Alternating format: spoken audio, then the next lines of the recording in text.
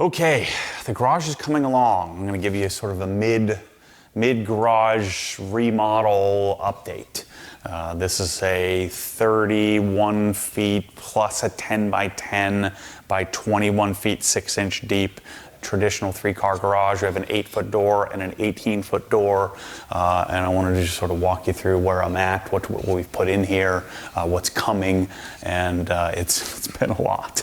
I've got a lot of workers here helping me do this, but I wanted to walk you around and show you what we have. So if you have a garage like this, you'll get a sense for what you might need to do in order to make something look like this. So the most obvious and biggest change to the garage has been the cabinet array. These are from a company called Sabre. Sabre cabinets, they're Chinese made. The backstory of this is, became a friend of mine. He used to work for a large cabinet manufacturer. He left that company and thought he could make a cabinet that was more affordable, but was still of the Lista, Moduline, bald head ilk, and without maybe as many of the features, but similar quality. And so we have these Chinese manufactured, really, I think, fantastic cabinets. These are in a completely different class than New Age. I don't think you want that stuff in your garage if you can help it. I waited. So it's rather than buying Gladiator or Husky or New Age or something like that, I just waited in life until I could swing, cabinets like these. I put these cabinets in the garage, and I still would probably prefer to do the Sonic stuff that I have at my headquarters, but I put these in the garage because I think they suit this house. I probably won't be in this house forever, and so I chose the more affordable option. And so the way I set it up here is we have 3 4-drawer cabinets on the left and right. And actually, the way I'd originally designed it was I had a single 4-drawer, and then I had 2 4 drawers flanking on the edges, and then I had 6 drawers. So I had a 6-drawer, 6-drawer, 6-drawer, 6-drawer. And we figured out, Kyle came up with this, Kyle Henderson from OG. He was out here, he said, it looks like all the drawer glides are the exact same symmetrical setup. And so what we did is we converted this 6-drawer to a 4-drawer. We took 2 of those drawers and put it into the center 4-drawer. Or I'm sorry, we took 4 of the drawers from the 6-drawer and put it here. We did the same thing here. We ended up creating an 8-drawer in the center. And so I like the symmetry of that. And so this center cabinet here doesn't exist, but you could create it yourself by taking cabinets apart. And then we have 3 uppers with a 75-inch Sony LCD. I don't like LCD if I have the choice, but notice how much light is behind us here. I would never be able to use the display during the day if I did OLED, or I used to have plasma in my old garage back in the day. So this is a 75 800H. It's the cheap, I think it's like a $1,300 75-inch display that we'll be cutting these off and getting it set up. I still have some more wiring to do, but we'll probably have my ISF calibrator come out and calibrate the thing. But I love having a display in the garage, and it's been a long time since I've had one, and so we do have that set up with our 3 uppers, our 30 by 30s, flanking the TV in the middle. These are all soft close. Well, soft close if you close it right. So they're all soft close uppers. They come welded. The same thing with the bottom. The only assembly I had to do was on the closets. We're going to have under cabinet lighting. I'm also going to have some under cabinet power as well. We're going to test out how to make these little strips work, putting it up under the cabinet. I'm going to figure out some kind of cool backsplash. And then I've chosen these countertops. I've been just kind of playing with different audio configurations. I've chosen these are so we have these available at obsessgarage.com where we can custom make them. My friends from Blue Tree Cabinetry, and I think they're somewhere in Kansas City, Missouri, I believe. This is the color I've chosen to do on the cabinet array. We're going to end up doing it in 3 pieces. One piece was like $8,000 to ship, and so we're going to do it in 3 different sections. We could pretty easily do it in 2. I just didn't want the seam to be right in the middle of the cabinet array.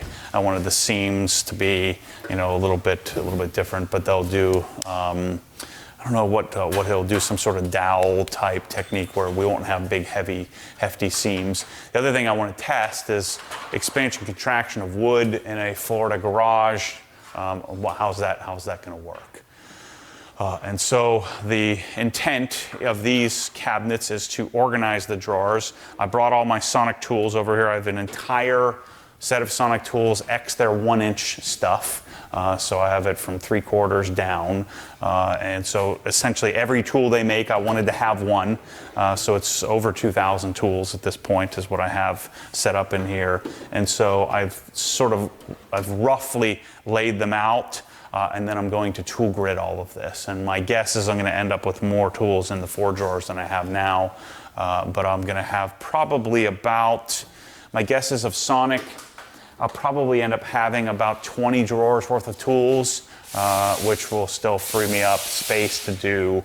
I'm likely going to be doing all the Milwaukee set as well in here, and then probably get I want some Wera screwdrivers, some Knipex, and channel locks and stuff like that. So I'm going to supplement some tools, probably some, was it Klein is the electrical tool company, I think? I think it's Klein Tools, yeah. So I'll probably do some of these. There are very specific tools, but it's just roughly laid out. The goal is to go through and make everything look pretty when it's all said and done, but it's going to be rather significant.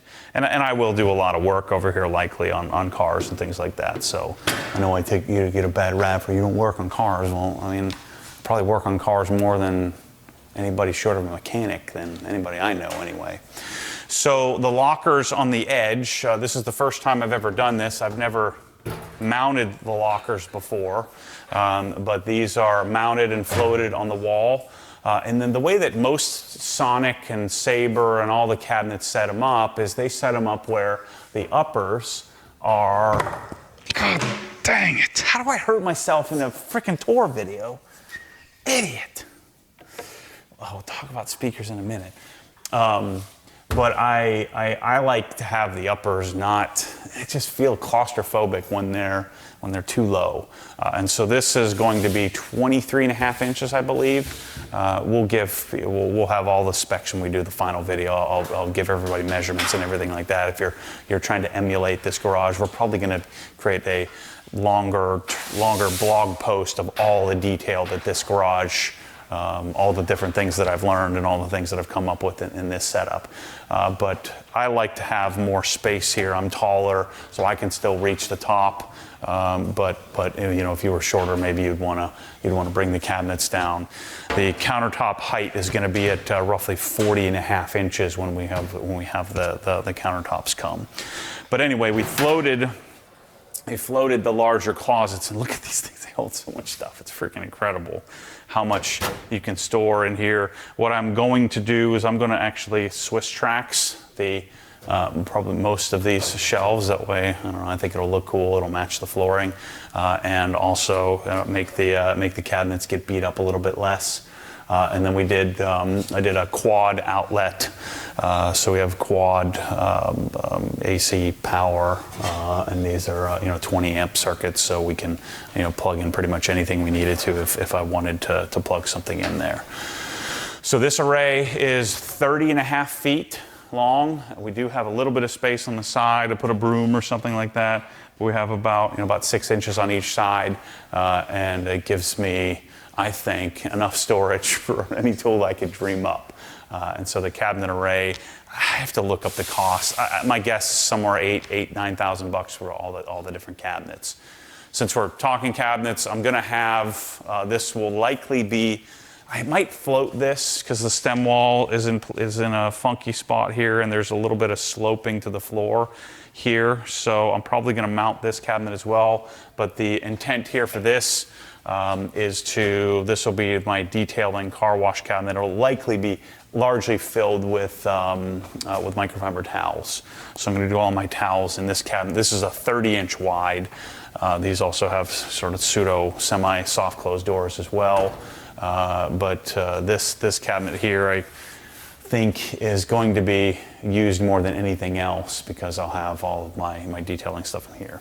Pressure washer system is going to go here, so I have the pressure washer, hose reel, deionizer, so that will come in a future video as well. This cabinet will have my network, so I decided to bring the home network and do everything in here. And then I'm going to have this set up with multiple audio systems because I'm going to be testing different audio stuff for the garage, where I have both wired, powered, or non-powered towers where I have a receiver of some sort or amplifier, and then I'll also have wireless towers as well. And then in this house, we're going to do a video on the network. In this house, we'll have a Ubiquiti Dream Machine and Ubiquiti access points throughout the house. Probably can cover the whole house with 2 of them. But this house, we ran a lot of, Perry, my electrician, ran tons of different, tons of Cat 6 wiring throughout the house. So my Macs, my TVs, my Apple TVs, all that stuff is going to be wired instead of wireless, so we'll get a little higher speed. This cabinet over here is another 48-inch locker. I'm going to likely store, this is where we'll store the basketballs and the tennis rackets and stuff like that. I'm going to fight the good fight and have this garage not filled with a bunch of kids' crap. And then we're going to build, Mike and I are probably going to build some kind of nifty little shoe rack.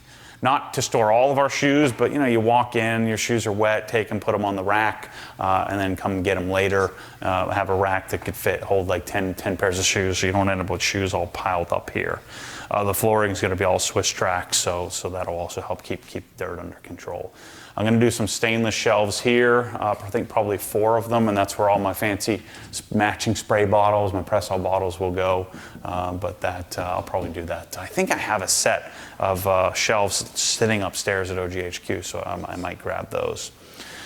So the audio setup in here is going to be just 2-channel, I decided. I decided not to do full on. I was going to do like 7.1 or 7.4 or some sort of Atmos setup, but I figured that's kind of pointless. So it's going to be a 2-channel setup. Again, I mentioned both wired and wireless. I'm going to have subwoofers flanking the garage. These are Dynaudio. This is a Sub 9 and Sub 18S that I'm testing out. I don't know if they're going to have as much amplitude as I'd like in here, so I might actually do some in-ceiling subwoofers as well, play with those. But I'm going to have just a stereo pair on left and right.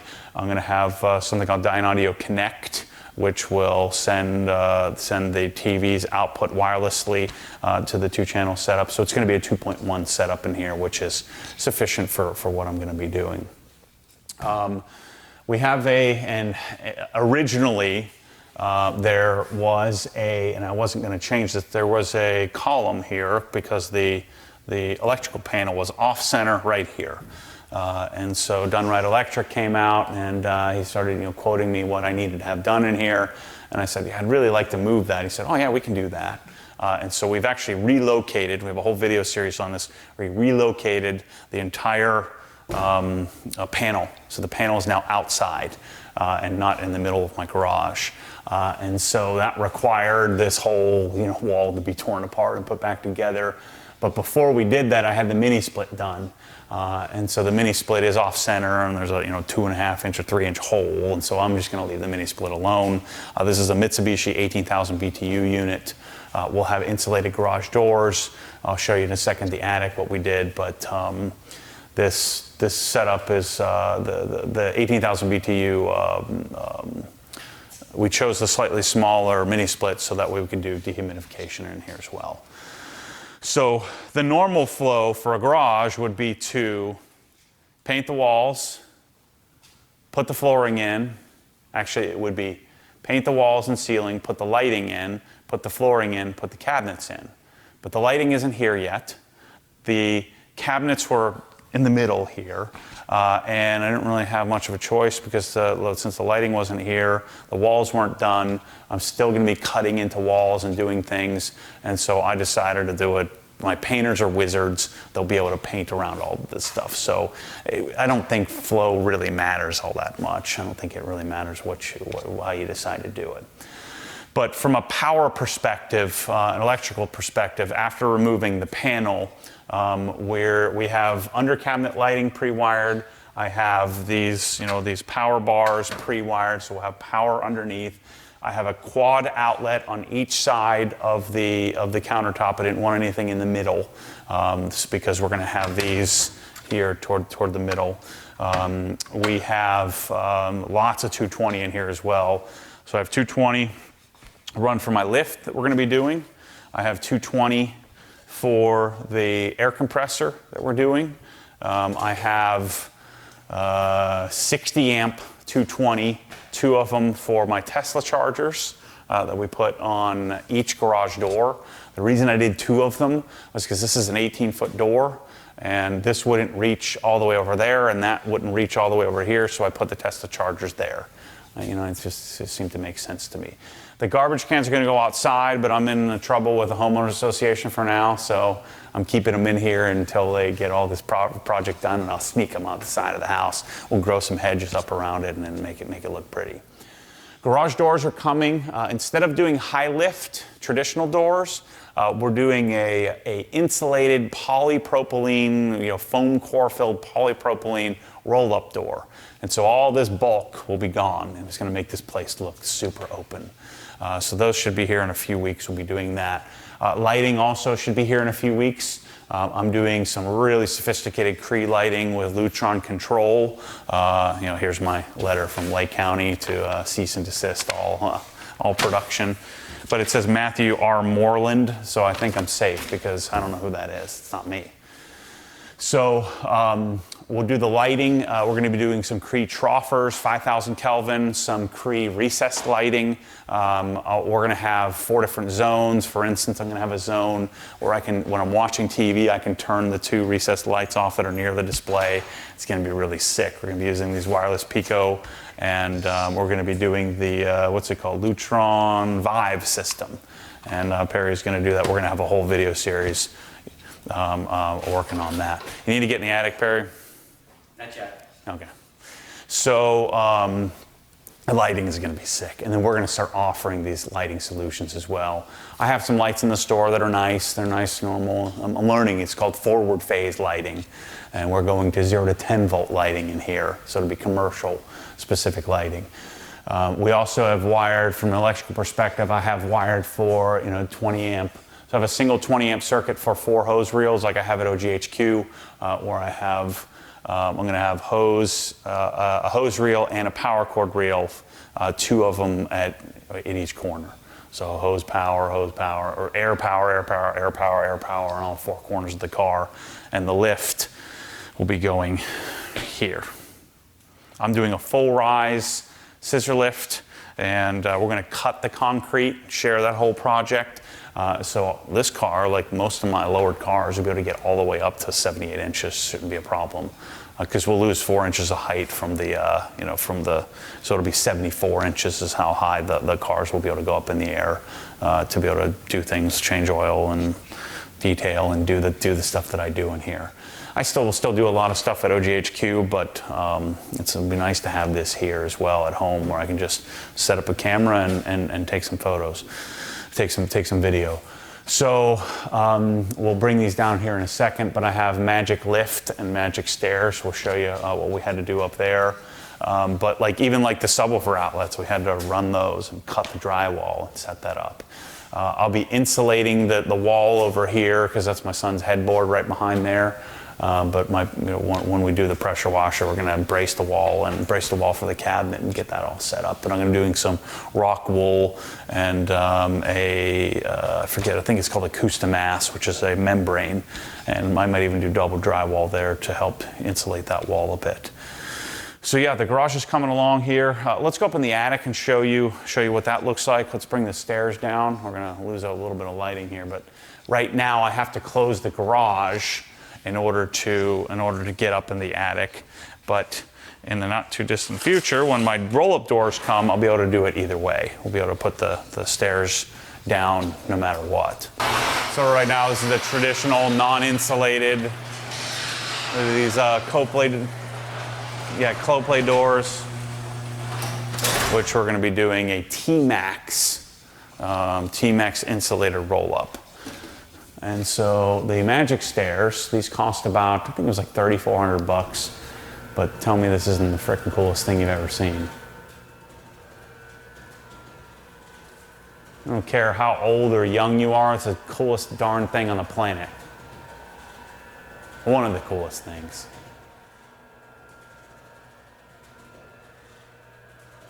Telling you, I use the attic a lot.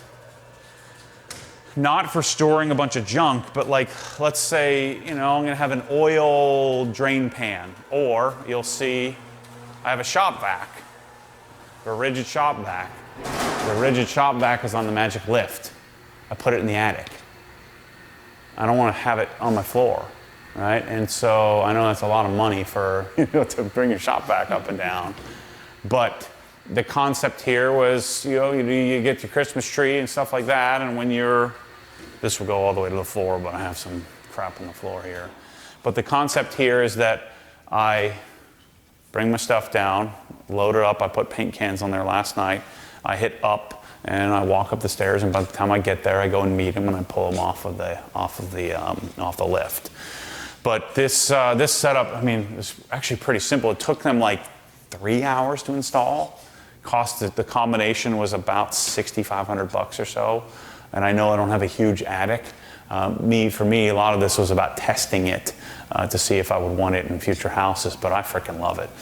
So come on up here and we'll show you what it looks like. Perry had this idea, I'm an electrician, but we put an occupancy sensor. So as soon as as soon as you walk up here, the lights turn on.